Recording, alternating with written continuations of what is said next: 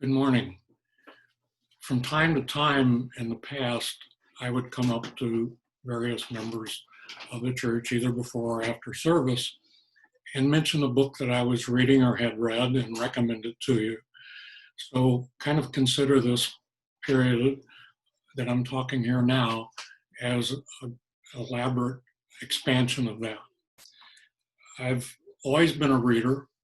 When I was very young, both my parents worked and I stayed with my aunt, who had a big bookshelf in her living room and got me interested in books that were appropriate to my age. So I spent a lot of time reading, and she really was the person who first got me interested. My dad was also a reader, and one of our kind of running jokes was whenever it was his birthday, if there was a book I wanted to read, I would buy it for him as a present. And then as soon as he was done with it, I would borrow it and get it back so I could read it. Education was a Bachelor of Arts in English, and I taught English for a couple of years before I went into the Army. I spent a year of the Army in Germany. We did not have a television, so I'd rediscover the library, and that was my main source of entertainment for the period of time we were over there. And I worked downtown the entire time I worked and rode the bus back and forth to work. So I had that period of time, 45 minutes to an hour, whatever it took, to read books. So I've always been reading, always been occupied with that. And it's interesting that over time, I used to read a lot of fiction. As I've gotten older, I've gravitated more toward biography and history, and that will be the main thrust of what I want to talk about. Most of the books that I'm going to talk about today, almost all but two exceptions, are hardback books. Paperbacks are obviously a little bit harder on the eye. They don't last. I usually take them on vacation to read if we're down on the beach in Florida, because they're easier to handle, but I do tend to spend most of my reading hardbacks. Before I get into the main thrust of what I wanted to talk about, I did want to mention three church authors that we have. The first I wanted to mention was Brad Lyons. He has two books, America's Holy Ground and America's Sacred Sites. I've read the first, America's Holy Ground, a fascinating book makes you want to go revisit all these national parks that he talks about in the book. I've not read the second one, but I look forward to doing that. Also, Connie and Dan Burkhart have written a couple of books, Growing Up on the River. This is the second one. First, 9 Generations on the Missouri. And I've read one of those, the 9 Generations on the Missouri, have not read the other one. Fascinating book, kind of gets you reacquainted with the Missouri River, which tends to be a little bit overshadowed by the Mississippi. A fascinating kind of overall view of the Missouri River and its history and its geography and all the different roles it has played. And thirdly, and my most favorite, because this is one of my most favorite people, is No Ordinary Dare by Cobb. She wrote this while she was teaching and realized that the kids in middle school age did not know much, if anything, about the Vietnam War. And she thought that was something they needed to understand a little bit about, because it played an important part in possibly their parents' history, but adults' history, and they didn't understand it. So she wrote this book about a group of kids, their exposure to the Vietnam War back here at home, and has used this as a teaching device, as she's done workshops with schools and talked to other people. As I said, one of my favorite people. What I wanted to do was talk about two separate areas. Firstly, I wanted to talk about some authors that I read and have read. Some of the names you'll recognize, some of them you're probably not so familiar with, and hopefully this will interest you in possibly trying to read some of these books. One comment I wanted to make as I start in on this is, if you'll notice on some of the titles, there's an asterisk. The asterisk indicates that I have those books, own those books, and you're welcome to borrow them if you're interested in reading them, if I whet your interest and it's something that you think you'd be interested in. I've listed the books that I'm familiar with that these authors have written. I tried to list them in chronological sequence. In other words, from the older books at the top of the list to the newest books at the bottom. I'm not going to go through all of them. We would never get through the entire presentation if I did. I did want to highlight a couple of them. And most of them you can figure out what they're about by the title, but a couple of them maybe need a little explanation. The Great Bridge is about the building of the Brooklyn Bridge and all the problems that they encountered in getting it built. Probably one of the most recognizable and historic bridges in the country. The Path Between the Seas is about the building of the Panama Canal, and I think is one of David McCullough's best books.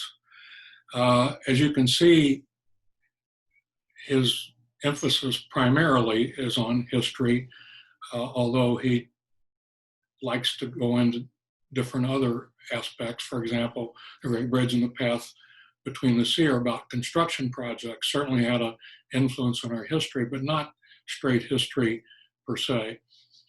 I would say, if you asked me to pick out one or two books that I preferred or thought were his best books, I'd have to say Truman and John Adams. Truman, I think, was the first book I read by David McCullough. Fascinating story. Truman gets overshadowed somewhat by FDR, and I think McCullough restored him to his proper reputation. John Adams is a fascinating man, not particularly a likable guy, rather prickly personality, but was involved in our early American history in so many different ways, in addition to being a president and having a son who was president. So reading his biography is really an exposure to the entire history of our early American experience. Dorrance Kearns Goodwin, interesting lady. She originally was involved with helping LBJ, Lyndon Johnson, write his autobiography. She later wrote a book about him, Lyndon Johnson, The American Dream. Again, her thrust is primarily history through biography. No Ordinary Time was about FDR and Eleanor and their experiences, primarily their experiences in the White House, but again, a history of that era.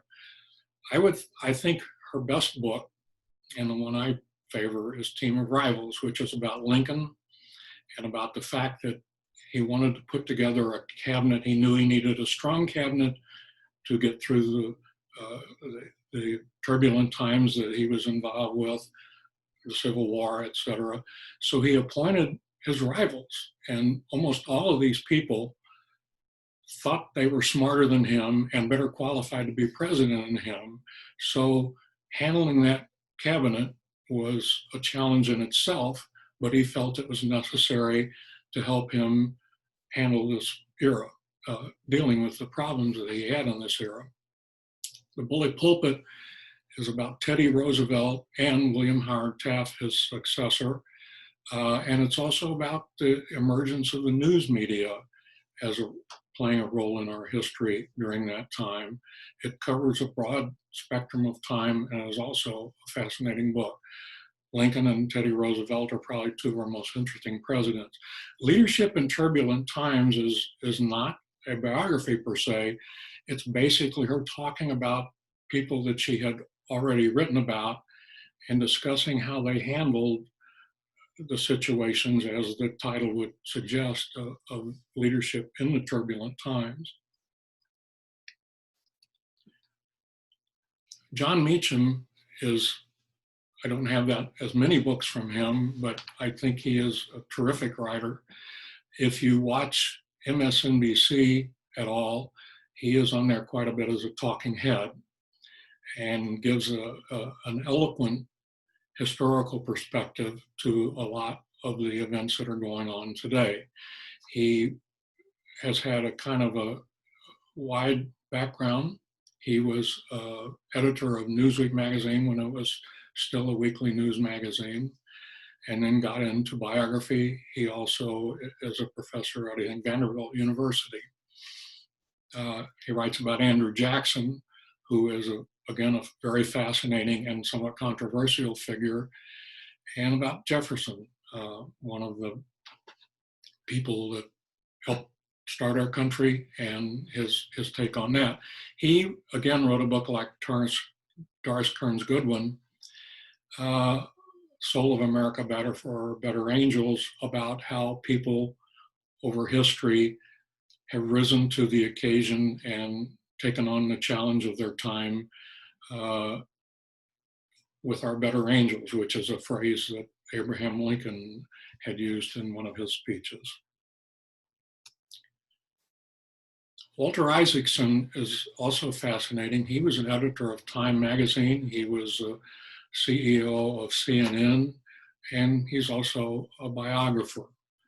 And the thing that is interesting about him as you look at these titles is consider the range of topics that he addressed. All of the titles are obvious, they're biographies, with the exception of the first one, The Wise Men, which is about the group of men who were the leaders in foreign policy in the government under Roosevelt, under Eisenhower, under Truman in that period, and helped sort of form our foreign policy in the Cold War era. He co-wrote this with Evan Thomas, who is also a good biographer if you're interested in his stuff. But look at the scope here. You have Benjamin Franklin from the Revolutionary War era, a fascinating and complicated man. Albert Einstein, a scientist. Steve Jobs, who is pretty much of a contemporary, although he has since passed away, and the developer of Apple, one of the most significant corporations that we have in this era. And then Henry Kissinger, the Secretary of State and National Security Advisor under Nixon, and Gerald Ford, who had a tremendous influence on our foreign policy, a very complicated man also.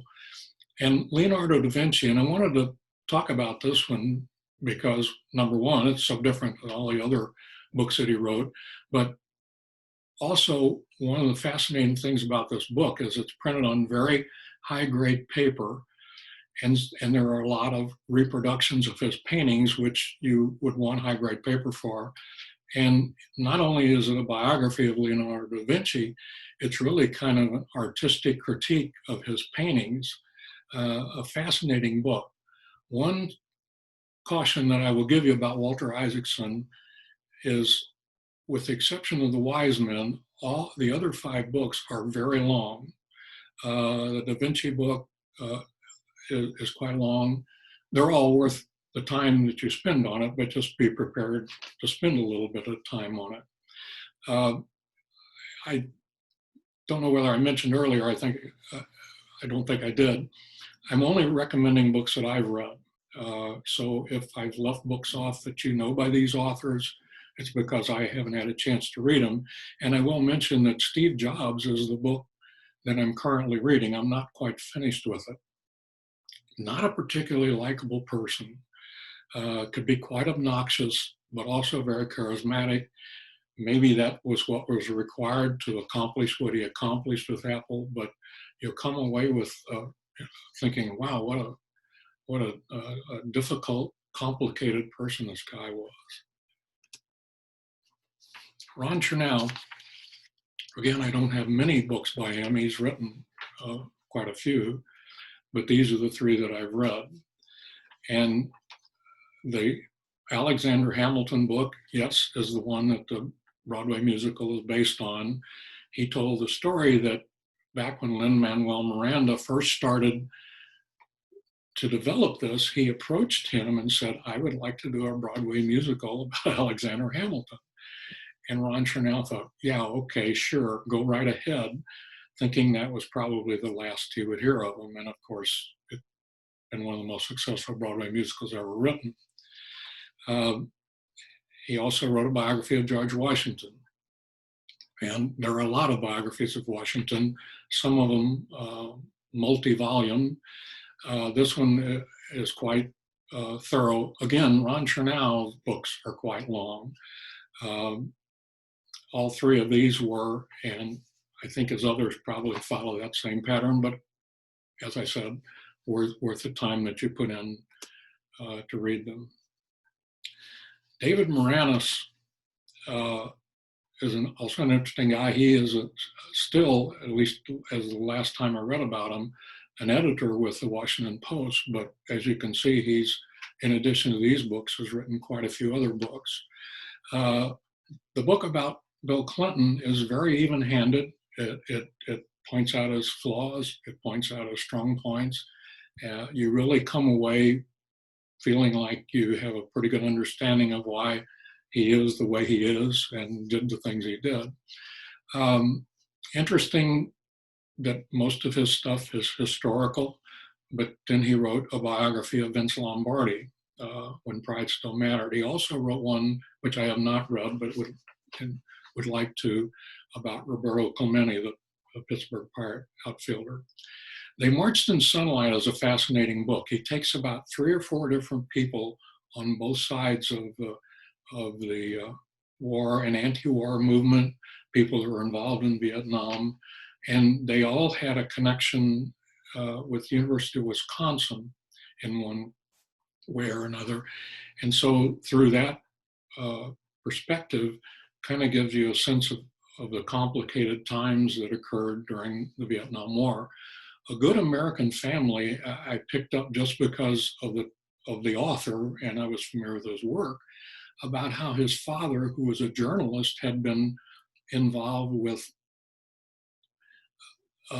communist-leaning groups, left-leaning groups during the 40s and the 50s, and about how when the Red Scare started, McCarthyism and that whole era, and it basically seriously damaged his father's career and the impact that had on his family.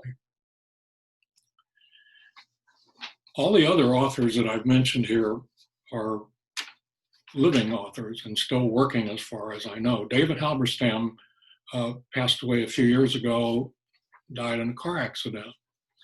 He started out as a reporter for the New York Times in Vietnam during the Vietnam War, and his reporting, which was very graphic and was very detailed about the way the war was going, angered Lyndon Johnson so much that he contacted the publisher of the New York Times and tried to get him fired, which the publisher refused to do.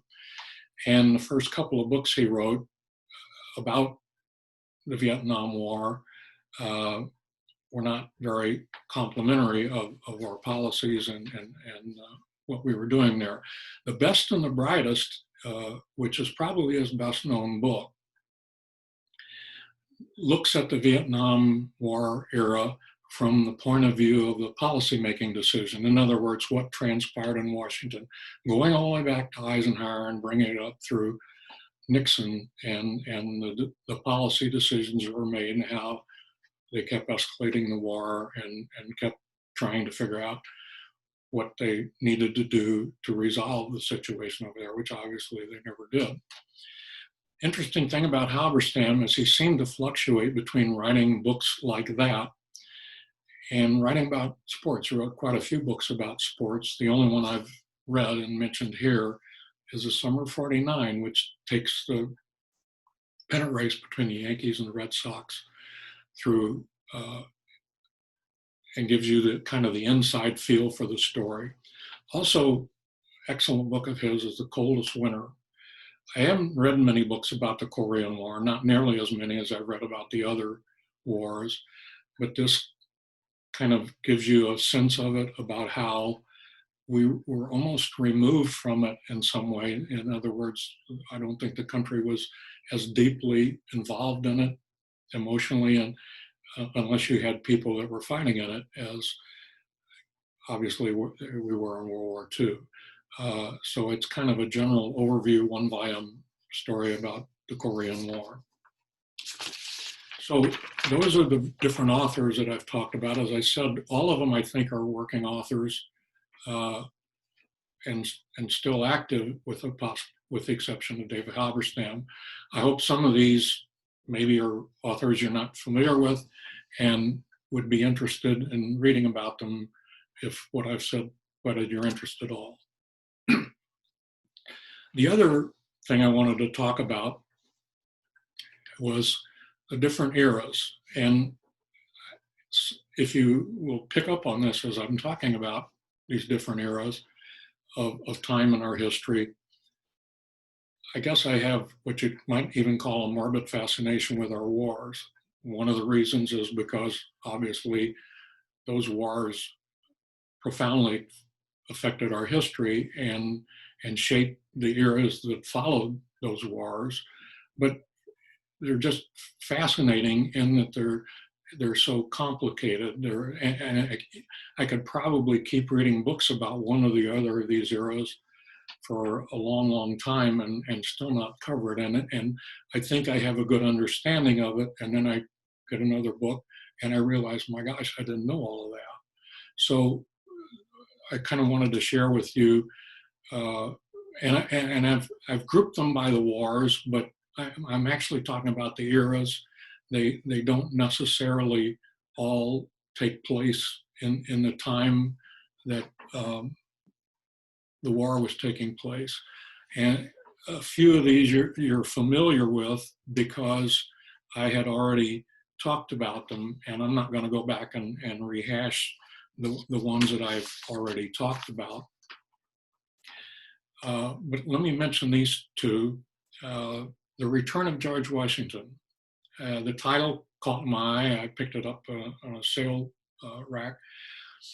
And what he's talking about is a period between the time Washington left as general of the armies in the Revolutionary War and the time he assumed the presidency. And I thought, well, I guess he just disappeared. Well, the title's a little bit misleading in that he was involved during that whole time, but he was not in any office. He wasn't holding a position, but by correspondence and by talking to the people who were involved in these different issues, he played a role. And of course, he was involved in the Constitutional Convention, which a good deal of this book deals with. Valiant Ambition is a book about the situation between Benedict Arnold, who betrayed the country to the British, and George Washington. It gives you a little bit more background into it. I mean, he's sort of depicted as the bad guy of the Revolutionary War, and he certainly was, but he was a complicated person. There were reasons why he did what he did, not to excuse it, but Nathan Philbrick digs into all that, and again, you get a slant on World War, on the Revolutionary War that you otherwise wouldn't have received. And American Sphinx character of Thomas Jefferson by Joseph Ellis is another book about Jefferson, a very complicated man, as many of the early leaders were. In one respect, the fact that he wrote the Declaration of Independence and talking about all men being equal, and yet he was a slaveholder until his death. The other books that I recommend about the Revolutionary War are books I've already talked about. The second David McCullough book, 1776, he just takes a year, a pivotal year in the war, and kind of takes you through kind of a you are there kind of experience about it. But as I said, I've already discussed these. I don't need to go back and rehash those. The Civil War era, I guess, probably fascinates me more than any, just because there are so many different elements to it. There are so many different ways things could have gone, and there were so many interesting personalities that developed out of that era. Team of Rivals I'd already talked about by Doris Kearns Goodwin. As I said, her thrust is primarily dealing with the decision-making processes that involve Lincoln and his cabinet, but it gives you a sense of what the war was like. The Civil War Narrative is by Shelby Foote, and it's 3 volumes. I got the name of Shelby Foote, first learned of him, watching Ken Burns' Civil War series, and he was one of the talking heads on there. I am not familiar with him before that. And he's a novelist. And what he did in writing this 3-volume series was he sort of told it as a novelist would write the story. I mean, he wrote it as history, but with a novelist slant, I think. It's chronological. It takes you through the different periods and exposes you to all the different personalities, the generals, the leaders on both sides, and also tries to give you a feel for what it was like for the common people. By the way, if you've never seen the Civil War PBS series, I highly recommend it. As I said, that's where I discovered Shelby Foote, and pretty much anything Ken Burns does is worth watching. Lincoln in the World is kind of an interesting book because it talks about how Lincoln was involved with not just what was going on here as he was going through his adult life leading up to his presidency, but involved with things that were happening in the greater world. And certainly what was going on in the greater world, the wars between England and France, had a very direct bearing on a lot of the incidents and what happened in the Civil War. April 1865 is a book sort of like the David McCullough book, 1776, which takes a pivotal year in the Civil War and tries to give you sort of a you are there feel. The Lincoln Last Trial book isn't specifically about Civil War. In fact, it's before he was, before the war, when he was still a lawyer.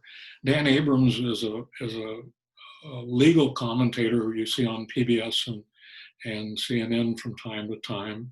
And he goes back and talks about the last trial that Lincoln tried before he got into politics. Interesting little book. It's a fairly easy read. Now, I put this last one in here, but obviously you see the name Carl Sandburg, you think, oh my God, he's been dead for a long time. That is true. He wrote a, and I thought I'd put it on there, but it's I think it's 4 volumes, 5 volumes. I can't remember for sure. They're paperbacks. I read them some time ago. And again, this is not a historian. He was a poet and a novelist. And so he tried to write Lincoln's biography with sort of that kind of slant that you almost felt like you were there for when some of these events happened, the way he described it. He probably took a few liberties to make it more interesting, but they're worth reading. But as I said, it's quite old. And if you did borrow it from me, the book might fall apart in your hands. I don't know. I haven't had it out for quite some time. World War II, like the Civil War, has so many different elements and aspects to it. I read more books than this about World War II, but I try to select these to give you a perspective of different things. The Rick Atkinson trilogy I've read over the last few years, and what he did, and again, this was a newsman who got into writing books, is he took the 3 different stages of the war from our point of view. the Army at Dawn, North Africa, which was our entree into the war, which didn't go all that well. And it was sort of learning by your mistakes part of America's involvement in the war. And then the Day of Battle, which was the battle in Italy. And I had always read a lot about the war in Europe, and that's mostly what we think about. But the war in Italy was equally important. It was, as all war is, certainly quite brutal. And, you know, they fought mile to mile to mile to take the country back. And then, of course, the last of the three books, Guns at Last Light. The three books taken together give you a great overview of World War II. Stephen Ambrose has written quite extensively about topics on World War II. I mentioned this one, Band of Brothers, and if the name sounds familiar to you, that was an HBO series based on this book, which was quite compelling in that he took one unit from basic training all the way through to the end of the war so that you saw the war through their perspective. The victors was looking at it from the leadership point of view, Eisenhower and his boys, Eisenhower and his generals, which were an interesting crew. Patton is the name that probably pops to your mind, but his job as a tactical leader was also managing all these prickly and difficult personalities and keeping them all going in the same direction toward winning the war. Interesting story about Stephen Ambrose. Steven Spielberg made the movie Saving Private Ryan, which was about World War II. And he knew and respected Stephen Ambrose. So before he released the movie, he contacted him, Stephen Ambrose lived in New Orleans, and said, I want you to see this movie and tell me what I've done right or what I've done wrong. And Stephen Ambrose said, I don't think I would be interested in flying out to LA to see this movie. And Spielberg said, no, I will send someone with the movie to you and I will show it to you down there. So an aide flew down with the movie. He reserved a theater just for Stephen Ambrose to show him Saving Private Ryan. And at some point during the movie, which was quite a powerful movie if you've never seen it, Ambrose got up and left the movie. And so the aide went after him and said, what's the problem? What's wrong? And he said, nothing. It just got to me to the point where I had to leave. And he contacted Steven Spielberg after he had watched it. And he said, you got it exactly right. Don't change anything. The next two biographies, McCullough's Truman I talked about earlier. And at one point I realized I had never read a biography of FDR. I mean, I'd read books that talked about him, but I never read a biography of his life all the way through. So I found this book by Conrad Black. It's approximately 1,000 pages, so it's not a quick read either. Interesting story about Conrad Black. He was a businessman and a newspaper person, publisher in Canada. And at some point in his career, late after he had written FDR, he went to jail for I believe, stock fraud or something of that nature. So it's kind of an odd, when I saw that story, I thought, wait a minute, is this the same guy? It was the same guy. But FDR, obviously, again, a very complicated person who led a very long and fascinating life. And you almost need a book that long to really get a full appreciation of them. No Ordinary Time by Doris Kearns Goodwin is about FDR, Eleanor, and is much more limited in scope. The two books, Flags of Our Fathers, James Bradley, the Flags of Our Fathers about raising the flag on Iwo Jima. James Bradley discovered later in life that his father had been there and had been involved in that. And so he researched it and wrote a book about it. And The China Mirage is just basically about our relation with China over time, about how our dealing with China during World War II, taking the side of Chiang Kai-shek as opposed to Mao Zedong, the communist leader, affected the way our policies with China have always developed, and how we really didn't understand China history and politics and culture as well as we should have to make good informed decisions. Fascinating book. Roosevelt and Churchill is an older book by Joseph Lash about the relationship between Churchill and Roosevelt. A lot of interesting personal stories in there. Again, this is another one I included, Winston Churchill's World War II. It's 6 volumes. It too is in paperback. I have it also. I can't guarantee the condition of the books any longer. It obviously 6 volumes take you a while to get through it. And the other caution about it is it's World War II from Britain's point of view. And of course, Britain was in World War II much longer than the United States. And probably there is a slant to a few things that make Churchill look good, but that was the nature of his personality. And he certainly was a great leader, but he also had a very large ego too, as many leaders do. I only included a few books on the Vietnam era. I don't think there's been the volume of books about Vietnam as about the other eras that I talked about, but these are a few of the best. Best and the Brightest, I already mentioned, is about it from the point of view of policy making in Washington and the decisions that were made as the war progressed. A Bright Shining Lie, written by Neil Sheehan. He was another New York Times reporter who was sort of disenchanted with the way the war was going. And he focuses on a man by the name of John Paul Vann, who was involved in the aid process and different elements of our time there. And he sort of tells the story of Vietnam and how things went awry and how we were misled by the leaders about the way the war was going, hence the title. An interesting book. Dispatches was written by Michael Herr, and it's kind of an on-the-ground, stick you right in the middle of the action type of thing, which won a lot of awards at the time.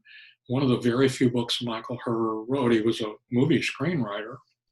And then the one book that I previously mentioned, They Marched in Sunlight, by David Moronis.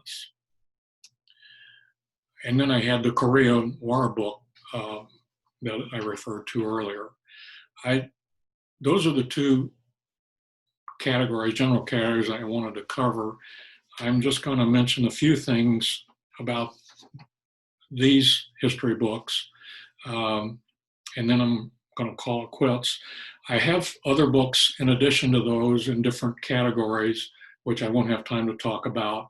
Had I been doing this in person in the Heritage Room, I would have handed out probably a 3 or 4 page list of these books, and you would have had a chance to ask me questions about them, and you certainly can do that by phone or by email if you're interested. These Truths is an American history written by, this is only written about a year or two ago, by Jill Lepore. It has a slant of it about the impact that slavery and the end of slavery and civil rights has had on our history. I mean, it's a full history of our country, but it looks at it sort of through that perspective and a little bit through a feminist perspective of how it was a white male society until the Civil War, until the Civil Rights Act, until the equal rights, women's rights were passed. And I included Presidents of War in here by Michael Beschloss. He's written some other books. I think this is far and away his best. I heard him talk at the county library, and he said that he was originally going to just write an article about how a president dealt with war. And by the time he was done, he had spent 10 years working on this book, doing the research as it kept expanding and expanding and expanding. And it is, as the title would suggest, the way all of our different presidents handled war as it came up in their presidencies. One of the overriding themes that I think you get out of this, certainly not the only one because he deals with the decision-making process, is pretty much every one of the presidents, to some degree or another, misled the public about issues in the war, either our reasons for getting into the war or how the war was going or whatever it was. But it is a really, again, a pretty long book, but very, very fascinating. Daniel Loughran was another guy who I first discovered watching a Ken Burns documentary. He did the one on Prohibition, and Daniel Loughran was a talking head about that. And that's what this book is about. Last Call, I picked it up to read it because I had seen the series, and it was fascinating, and just about how it came to be, how it didn't really accomplish what they wanted to accomplish, how it in many ways opened the door for expansion of organized crime. The other one is Great Fortune, is about the building of Rockefeller Center. And I refer back to a book that I talked about earlier, Titan, which was about John D. Rockefeller. And the reason I refer back to that is the driving force behind Rockefeller Center was John D. Rockefeller Jr. So if you were interested in being sequential, read Titan, the biography of John D. Rockefeller, and what a complex man he was. And then you could read this, and it isn't specifically a biography of John D. Rockefeller Jr., but obviously he's a prominent character in it. And if you've ever been to New York City and seen Rockefeller Center, which is quite an extensive development, to read how they got to it is just unbelievable. And one of the interesting elements of it was John D. Rockefeller and John D. Rockefeller Jr. were staunch Baptist and teetotalers and were great supporters of Prohibition. And when John D. Rockefeller Jr. decided that he wanted to do this development, he secretly, or not secretly, but under a different name, had someone buying up all these properties. And ironically, one of the biggest tenants of the properties were either bars or houses of ill repute, which were basically, he was giving money to these things that he didn't approve of and didn't support to accomplish what he wanted to accomplish. And the last thing I have here, and again, this is a caution, this would probably take you a good long time if you were interested in reading it, is History of Civilization. Way back when, I was a member of the Book of the Month Club, and when you joined, their introductory thing was the History of Civilization. And I thought, oh, that'd be interesting. And I guess I noticed how much it was, but I didn't really register till it arrived that, oh my God, this is 11 volumes. And it is what the title says it is. They cover pretty much civilization. Now, let me be more specific about that. It's primarily European civilization. I think there's one volume of it that deals with Asian civilization, but it is primarily tracing our civilization and its development historically, artistically, philosophically, all different categories. I mean, it is an incredible piece of work that these people did this. You're certainly welcome to borrow them, but it will take you a good long while. I can't tell you how many years it was before I worked my way through all of them. I did eventually, but it took a while. Let me mention one more thing and then I'm going to stop. I've gotten a little bit further than I thought I was going to. These are the books I've read on a general category of religion, and I double-checked the other day, snuck in to the church when no one was around. And that part of our church library that remains, some of it's in the heritage room, some of it's out in the gathering space, we do have all 5 of these books. The first 2 are by Karen Armstrong, who was a a very prominent religious scholar. Both of them are fascinating books. I would use the phrase a hard read. I mean, they're not light reading, but one obviously is not about a history of God, but more about a history of how we perceive God and understood God and how that's changed over time. And the other is a great transformation about how all of the prime religions of the world, the Muslim religion, Christianity, the Jewish faith, and Buddhism, all sort of developed in a fairly close period of time. Now I say close over several centuries, but it's really an interesting perspective which I had never considered. These other two are interesting. Misquoting Jesus is about how biblical translations from the original sometimes alter slightly the meaning of the original text of the Bible and the implications that has. And then religious literacy is about how pretty much we're mostly illiterate about it.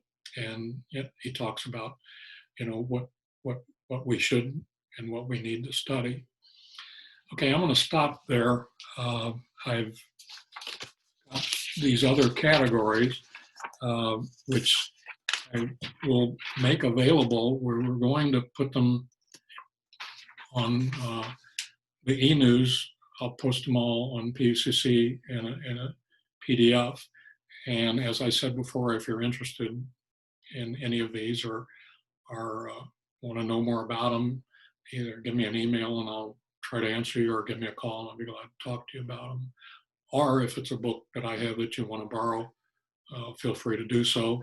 Unlike the libraries, I don't have a time limit, so you can take them and keep them as long as you need to read them. I would like to take credit for how good this all looked, all these graphics and that, but I had absolutely nothing to do with it. I wanted to give all the credit and thanks to my wife, Carol, and my daughter, Amy, who did all this terrific work. It makes me look like I really knew what I was talking about. Thank you.